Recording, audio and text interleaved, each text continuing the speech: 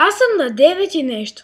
Когато порасна, искам да стана компютърен гений, защото искам да разбирам новите технологии, защото съм на компютъра. Друго искам да се забавлявам.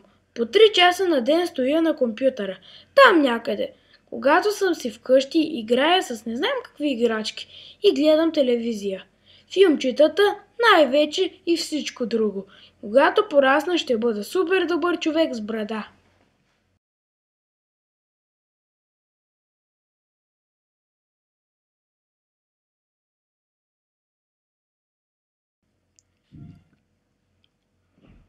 Като бях малко момче, винаги съм искал да стана полицай.